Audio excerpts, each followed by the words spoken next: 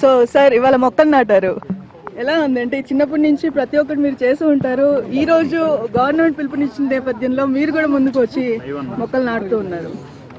ఒక మంచి పనికి ఎవరు పిలిచినా ముందుకు వచ్చి పార్టిసిపేట్ చేయడం అనేది మన బాధ్యత.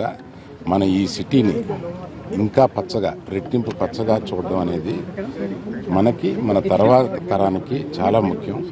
అందువల్ల మన తర్వాత తరానికి కూడా ఇది ముఖ్యమని చెప్పడానికి నా మనవణ్ణి కూడా తీసుకొచ్చి మొక్క నాటించాను. ఇటు ఈ ఉద్యమాన్ని ముందుకు తీసుకెళ్తున్న మన ముఖ్యమంత్రి గారికి నేను ధన్యవాదాలు చెప్తున్నాను.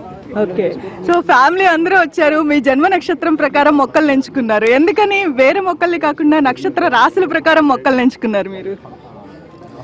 ఇందులో ఎక్స్పర్ట్స్ ఉంటారు కదా, వాళ్ళు అడ్వైస్ చేశారు అంతే, దానికన్నా ప్రత్యేకంగా ఏమి లేదు. రైట్, ఓకే అండి. సో మనం చూస్తూ ఉన్నాం ఫ్యామిలీ మెంబర్స్ అందరూ కూడా, రిలేటివ్స్ అందరూ కూడా ఇక్కడికి రావడం జరిగింది. అందరూ ఒక్కొక్కరుగా వచ్చి మొక్కల్ని నాటుతూ ఉన్నారు. ప్రతి ఒక్కరు కూడా మొక్కల్ని నాటాలి, ఇంకా భాగ్యనగరం పచ్చదనంతో నిండిపోవాలని చెప్పేసి అల్లు అరవింద్ గారు కోరుకుంటూ ఉన్నారు. సో చూస్తున్నాం పిల్లలతో పాటు అందరూ కూడా ఇక్కడికి వచ్చి మొక్కల్ని నాటితే మంచిదని చెప్పేసి చెప్తూ ఉన్నారు. సో అందుకని చెప్పేసి తన మనవడితో కూడా మొక్కను నాటించామని చెప్పేసి చాలా స్పష్టంగా మనకు తెలియడం చేయడం జరిగింది. సో అర్జున్ గారు కూడా ఇక్కడికి వచ్చి మొక్కను నాటడం జరిగింది, తనతో కూడా మాట్లాడదాం. అలాగే చంద్రశేఖర్ గారు కూడా మనతో పాటు ఉన్నారు, ఆయనతో కూడా ఒకసారి మాట్లాడదాం. సార్ చెప్పండి, ఎలా ఉంది ఈ రోజు ఇనిషియేట్ గా తీసుకొని మీరు కూడా గవర్నమెంట్ లో?